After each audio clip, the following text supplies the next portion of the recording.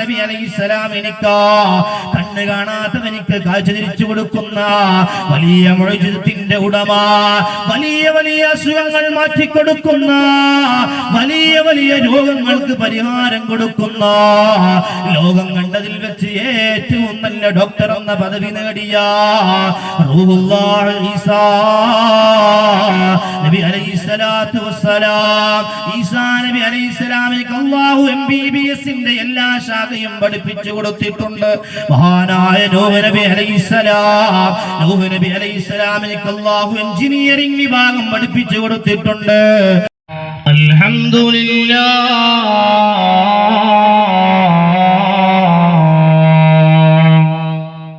നഹ്മദുഹു വനസ്തഈനുഹു വനുഅ്മിനു ബിഹി വനതവക്കലു അലൈഹി ونعوذ بالله من شرور أنفسنا ومن سيئات أعمالنا من يهده الله فلا مضل له ومن يضلله فلا هادي له وأشهد أن لا إله إلا الله وحده لا شريك له وأشهد أن سيدنا ونبينا محمدا عبده ورسوله أنا السلطان إبراهيم اسمي إلى خير البرية انتمائي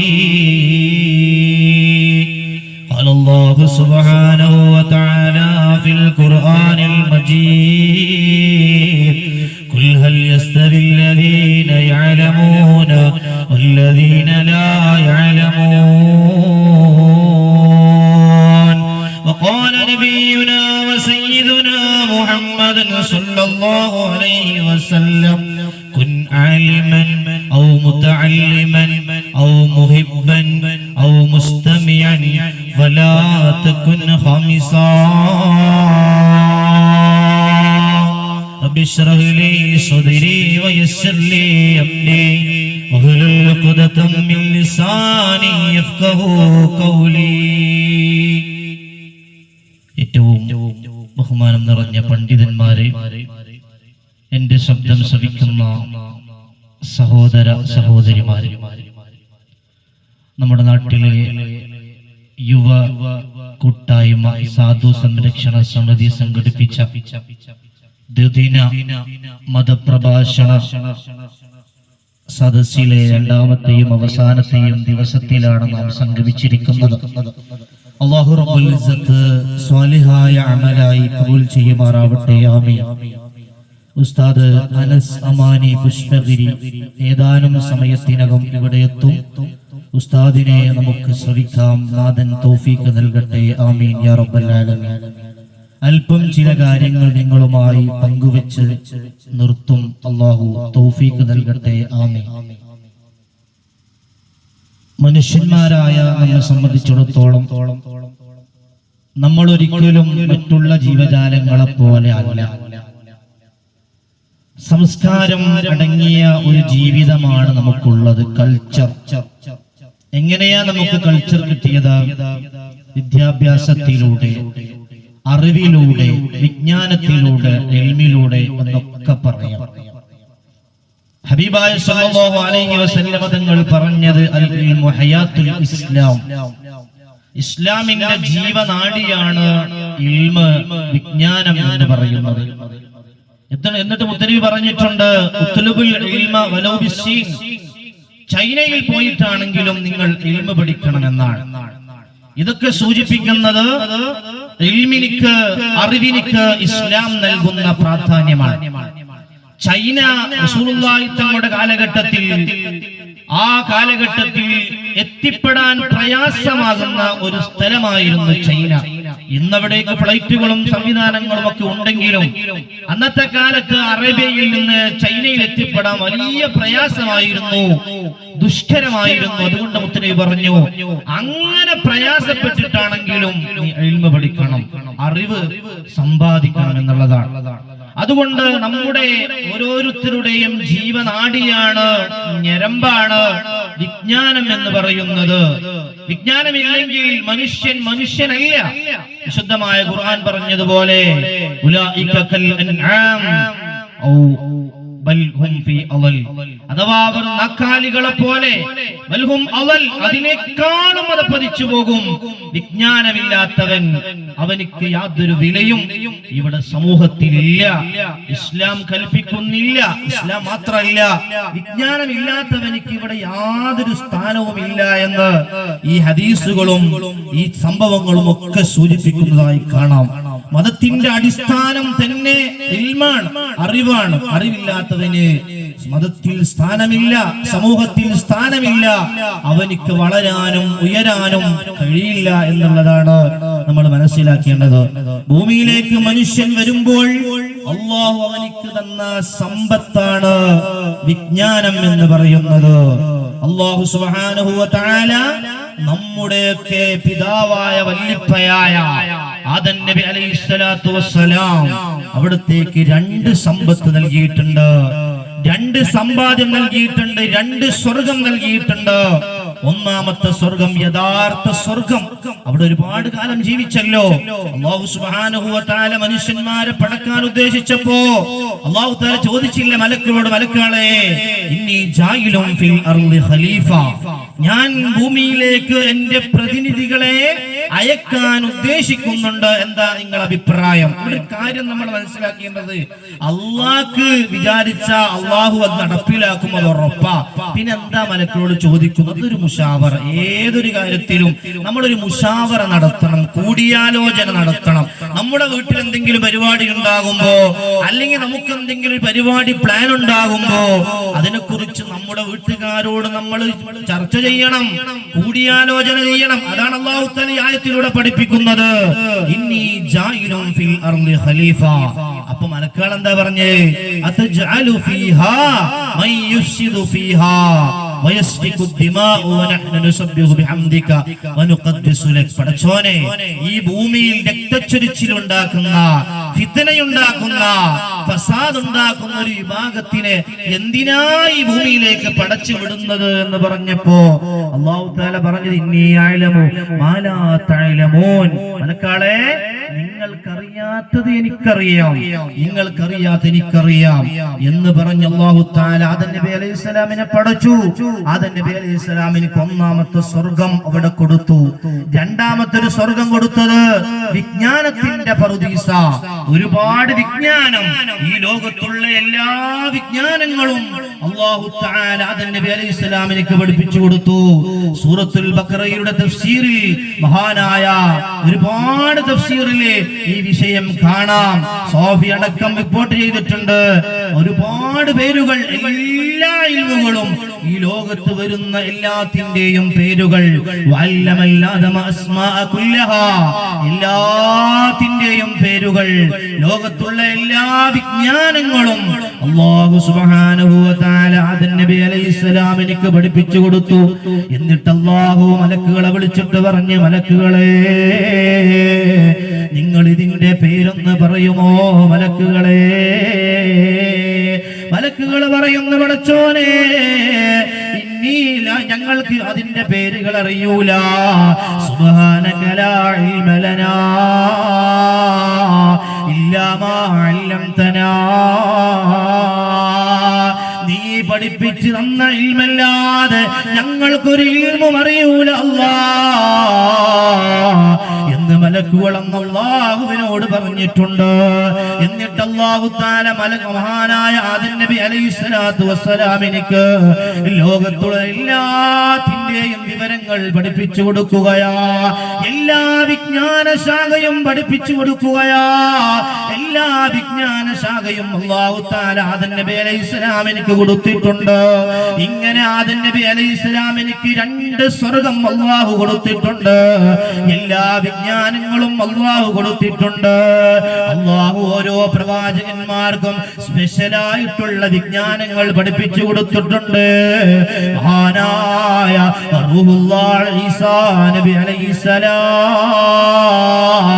ഈസാ നബി അലൈഹിസ്സലാമിന് അല്ലാഹു തആല വലിയ ഡോക്ടർ പദവി കൊടുത്തില്ലേ?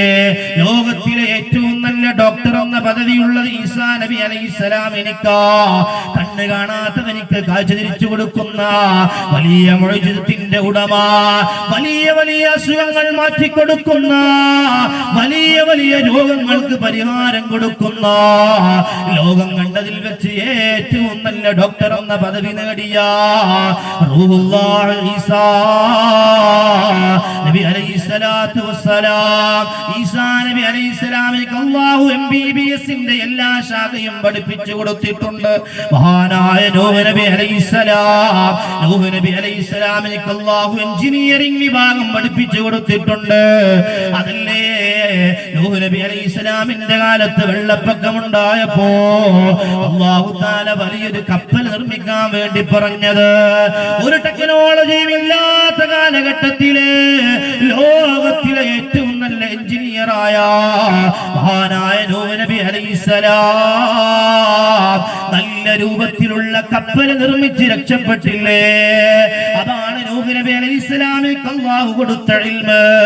മഹാനായ ദാവൂദ് നബിക്ക് വ്യവസായത്തിന്റെ ഇൽമ് അല്ലാഹു കൊടുത്തില്ലേ? ബിസിനസ്സുമായി ബന്ധപ്പെട്ട ഇൽമ് ദാവൂദ് നബി അലൈഹിസ്സലാമിന് അല്ലാഹു കൊടുത്തില്ലേ? മഹാനായ യൂസുഫ് നബി അലൈഹിസ്സലാമിന് ഭരണപരമായ ഇൽമ് അല്ലാഹു കൊടുത്തില്ലേ? പൊളിറ്റിക്സ് അല്ലാഹു പഠിപ്പിച്ചു കൊടുത്തില്ലേ? റേഷൻ വിഭാഗം അല്ലാഹു പഠിപ്പിച്ചു കൊടുത്തില്ലേ? ഇങ്ങനെ ഓരോ പ്രവാചകന്മാർക്കും ഓരോ കാലഘട്ടത്തിനനുസൃതമായ ഇൽമുകൾ അല്ലാഹു തആല പഠിപ്പിച്ചു കൊടുത്തിട്ടുണ്ട്.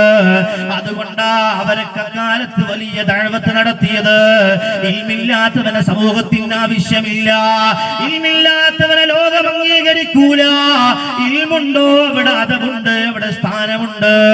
ആ ഇൽമ അവർക്ക് ലഭിച്ചത് കൊണ്ടാ ഇസ്ലാം എന്ന് പറയുന്ന ലോകത്തിലെ ഏറ്റവും സുന്ദരമായ ആ പ്രത്യാശാസ്ത്രത്തിലേക്ക് അവർ ജനങ്ങളെ വിളിച്ചത്.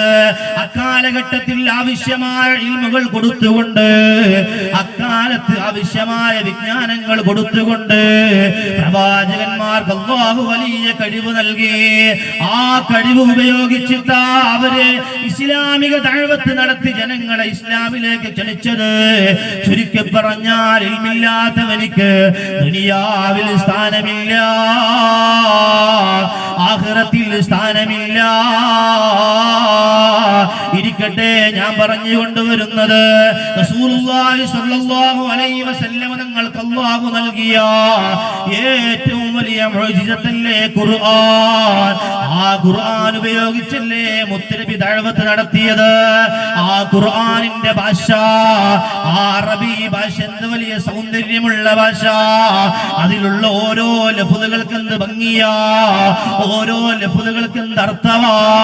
ഖുർആനിൽ അല്ലാഹു തആല ഉപയോഗിച്ച ഓരോ ലഫ്ളിനെ കുറിച്ച്, ഓരോ പദത്തിനെ കുറിച്ച്, ഓരോ വാക്യങ്ങളെ കുറിച്ച് വലിയ അത്ഭുതമാ.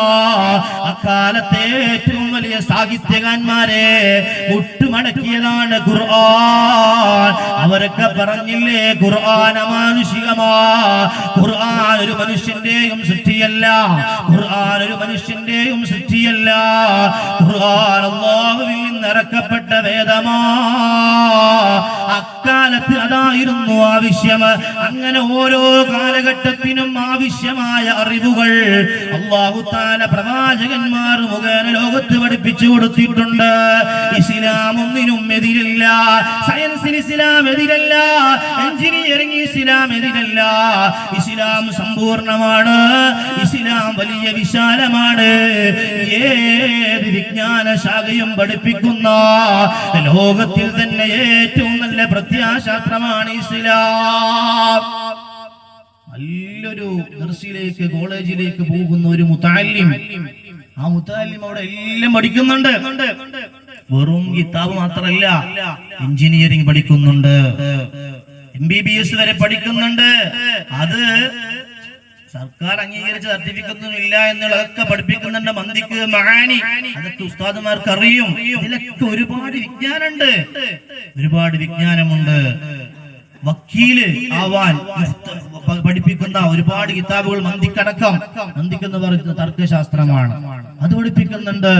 ഗോളശാസ്ത്രം ഇൽമുൽ ഫലക് പഠിപ്പിക്കുന്നുണ്ട്.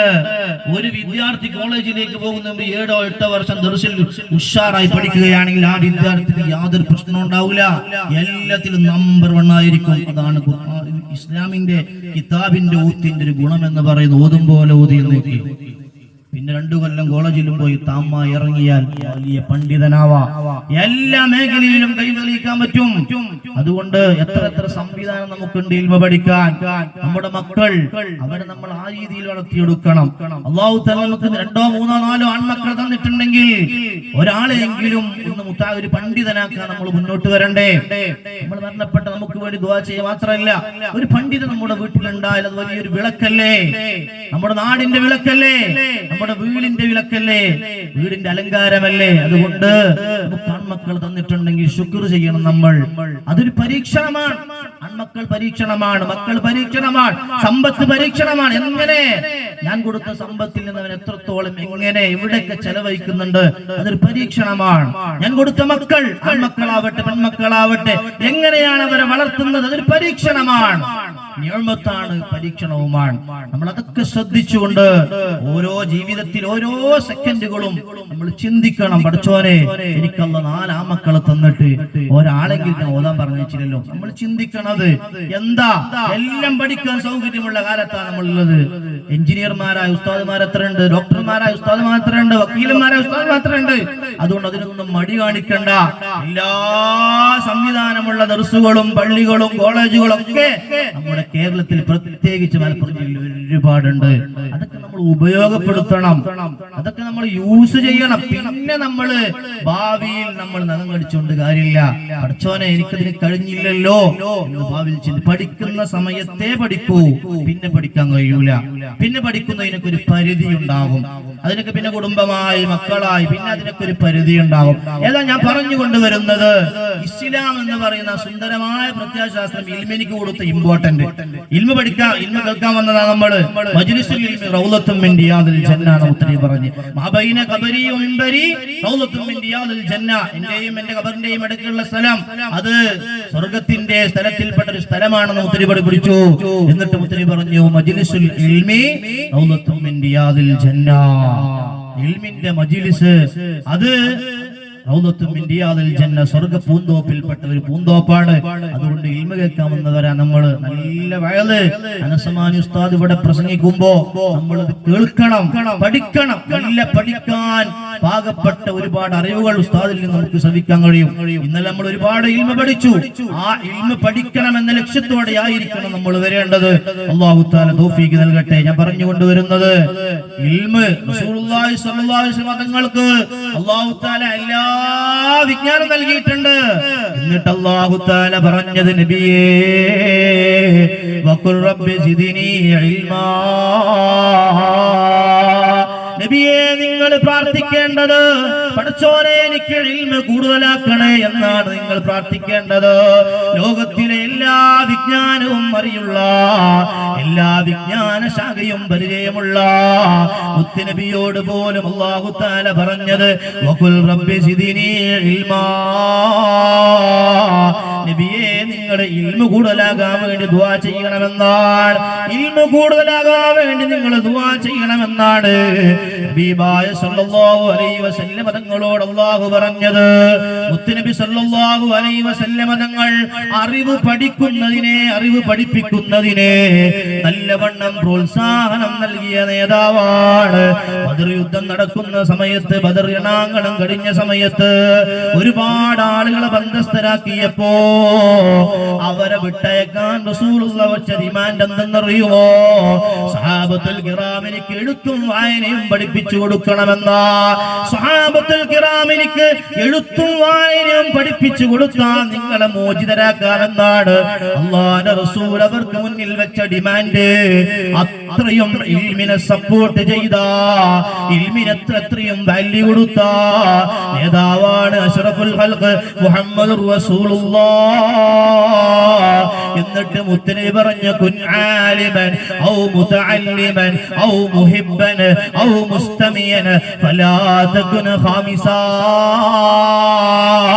സ്വഹാബത്തിനോട് പറഞ്ഞു, സ്വഹാബാ നിങ്ങളൊരു ആലിമാവണേ, ഒന്നിരിക്കൽ നിങ്ങളൊരു പണ്ഡിതനാവണേ, പഠിച്ച് പഠിച്ച് നിങ്ങളൊരു ആലിമാകണേ, അല്ലെങ്കിൽ നിങ്ങളൊരു മുതഅല്ലിമാവണേ, പഠിക്കുന്ന വിദ്യാർത്ഥിയാവണേ, ഔ മുഹിബ്ബന് അല്ലെങ്കിൽ ഇൽമിനെ ഇഷ്ടപ്പെടുന്നവരാവണേ.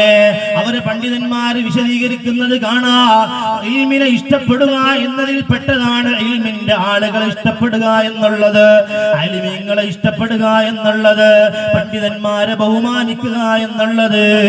നമ്മളൊരു പണ്ഡിതയെയും കുറ്റം പറയല്ലേ. ഏത് സംഘടനയിൽപ്പെട്ട ആലിമാണെങ്കിലും അവരുടെ കുറ്റം നമ്മൾ പറയല്ലേ.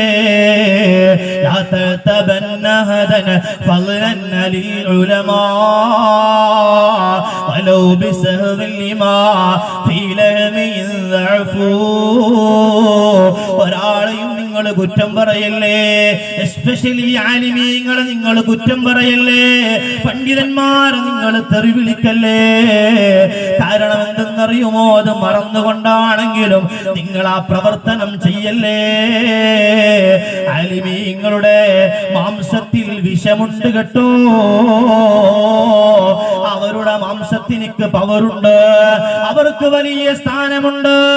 അതുകൊണ്ട് ഒരു ആലിമേയും നമ്മൾ തെറിവിളിക്കേണ്ട ആവശ്യമില്ല. മുത്തനബി പറഞ്ഞു, നിങ്ങൾക്ക് ഇൽമ പഠിക്കാൻ കഴിഞ്ഞില്ലെങ്കിൽ, ആലിമാങ്ങാൻ കഴിഞ്ഞില്ലെങ്കിൽ, ആലിമയെ നിങ്ങൾ സ്നേഹിക്കുക, ആലിമയെ നിങ്ങൾ ബഹുമാനിക്കുക. ഔ മുസ്തമിയൻ അല്ലെങ്കിൽ ഇൽമു നിങ്ങൾ കേൾക്കുക. ഇൽമിന്റെ മജ്‌ലിസ് സംഘടിപ്പിക്കുമ്പോ അത് കേൾക്കാനുള്ള ഒരു മനസ്സുകൂടെ നമ്മൾ കാണിക്കണം. എന്നിട്ട് മുത്തനബി പറഞ്ഞു, വലാ തകുൻ ഖാമിസാ, അഞ്ചാമതൊരാൾ നിങ്ങളായിക്കൂടാ. അഞ്ചാമത്തെ വിഭാഗത്തിൽ നിങ്ങൾ പെട്ടുപോവല്ലേ, അഞ്ചാമത്തെ വിഭാഗത്തിൽ നിങ്ങൾ പെട്ടുപോവല്ലേ. ആലിമീങ്ങൾ ആദരിക്കുന്നത് കൂലിയുള്ള കാര്യമാ, ആലിമീങ്ങൾക്ക് സേവനം ചെയ്യുന്നത് കൂലിപ്പാടുള്ള കാര്യമാ. അതുകൊണ്ട് ആലിമീങ്ങൾ പറയുന്നത് നമ്മൾ അനുസരിക്കണം. ഇക്കാലഘട്ടത്തിൽ ആലിമീങ്ങൾ എന്താണോ പറയുന്നത് അത് നമ്മൾ അനുസരിച്ചുകൊണ്ട് നമ്മൾ ജീവിതത്തിൽ പകർത്തണം. ഇങ്ങനെ മുത്തുനബി ഈ ഇൽമിന് അത്രയും ഇമ്പോർട്ടന്റ് കൊടുത്തിട്ടുണ്ട്, ഇൽമിന് അത്രയും സ്ഥാനം കൊടുത്തിട്ടുണ്ട്. മഹാനായ റസൂലുള്ളാഹി സ്വല്ലല്ലാഹു അലൈഹി വസല്ലം തങ്ങളെ എന്നും സ്വഹാബത്തിന് ഓരോ ഇൽമുകൾ പഠിപ്പിച്ചു കൊടുത്തിട്ടുണ്ടായിരുന്നു. കേവലം കിതാബിൽപ്പെട്ട ഇൽമ മാത്രമല്ല, നബി തങ്ങളുടെ ജീവിതം അവർക്ക് വലിയ പാഠമാ, നബി തങ്ങളുടെ ഓരോ നിമിഷങ്ങളും അവർക്ക് പാഠമാ. അതെല്ലാം ഒപ്പിയെടുത്തവരാണ് സ്വഹാബത്തുൽ കിറാം. ആ സ്വഹാബത്തുൽ കിറാമിന്റെ അവർക്ക് ശേഷം വന്നവരാണ് താബീങ്ങൾ. താബീങ്ങൾ ഇങ്ങനെ വന്ന് ആലിമീങ്ങൾ വഴി കൈമാറിയ ഇൽമാണ് നമുക്കുള്ള ഇൽമ്. അത് മുത്തുനബിയിലേക്ക് എത്തുന്ന ഇൽമാണ്. പണ്ഡിതന്മാരെ തെറി വിളിക്കുമ്പോ മുത്തുനബിയെയാണ് ആക്ഷേപിക്കുന്നതെന്ന ചിന്ത നമുക്ക് വേണം. അല്ലാഹു കാത്തുരക്ഷിക്കട്ടെ. പ്രിയപ്പെട്ടവരെ, നമ്മൾ നമ്മുടെ മക്കൾക്ക് ഇൽമു പഠിപ്പിക്കുന്നുണ്ട്. ഇന്നത്തെ കാലഘട്ടത്തിൽ ഭൗതികപരമായ ഇൽമു മാത്രമാ പഠിപ്പിക്കുന്നത്. ഞാൻ നേരത്തെ പറഞ്ഞില്ല, ഒരുപാട് ദഅവാ കോളേജുകള്, ഒരുപാട് ദർസുകള്, എല്ലാ സംവിധാനങ്ങളും കൂടെ ഇന്നുണ്ട്. അതുകൊണ്ട് നമ്മുടെ മക്കൾക്ക് മതവും പഠിപ്പിക്കണം, ഭൗതികവും പഠിപ്പിക്കണം. അവരെ കേവലം ഭൗതികപരമായ ഇൽമു മാത്രം പഠിപ്പിച്ച് അങ്ങനെ വളർത്തിയാൽ നമ്മൾ നഖം കടിക്കേണ്ടി വരും. അതുകൊണ്ട് സംവിധാനങ്ങൾ നമ്മൾ ഉപയോഗിക്കണം. കുട്ടികൾക്ക് നമ്മൾ നല്ല കാര്യങ്ങൾ പഠിപ്പിച്ചു കൊടുക്കണം, മുത്തുനബിയെ കുറിച്ച് പഠിപ്പിച്ചു കൊടുക്കണം. പ്രിയപ്പെട്ട മുഅ്മിനീങ്ങളെ, ഉമ്മമാരെ, നിങ്ങളോട് പ്രത്യേകിച്ച് പറയട്ടെ, കുട്ടികളുടെ പരിചരണം നിങ്ങളുടെ കയ്യിലാണ്. ആദ്യത്തെ 1-2 വയസ്സ് പ്രായമുള്ള മക്കള് സംസാരിക്കാൻ തുടങ്ങുന്ന സമയത്ത് തന്നെ അവർക്ക് പഠിപ്പിച്ചു കൊടുക്കണം നമ്മുടെ നേതാവിനെ കുറിച്ച്, അവർക്ക് പഠിപ്പിച്ചു കൊടുക്കണം ഖുർആനിനെ കുറിച്ച്. ഖുർആൻ ഓതാനല്ല പഠിപ്പിക്കാൻ പറഞ്ഞത്, അതിനെ കുറിച്ച് പഠിപ്പിക്കണം. മുത്തുനബിയുടെ പൊതിശകളെ കുറിച്ച് പറഞ്ഞു കൊടുക്കണം, മുത്തുനബിയെ കുറിച്ച് പരിചയപ്പെടുത്തി കൊടുക്കണം. താരാട്ട് പാടുന്ന സമയത്ത്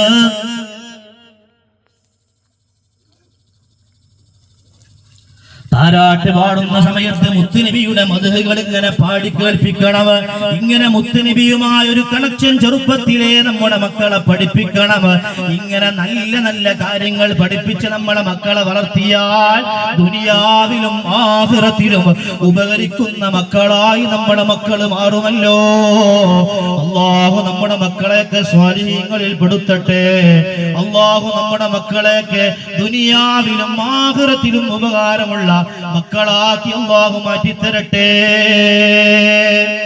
അതുകൊണ്ട് നമ്മുടെ ഈ സംവിധാനങ്ങളൊക്കെ മാക്സിമം നമ്മൾ ഉപയോഗപ്പെടുത്തി നല്ല വഴിയിലേക്ക് നമ്മളെ മക്കളെ വിടണം. നല്ല ദർസുകളും ഇതൊക്കെ ഉണ്ട്, വീണ്ടും വീണ്ടും പറയാൻ കാരണം ഇന്നത്തെ കാലം അങ്ങനെ ആയതുകൊണ്ടാണ്.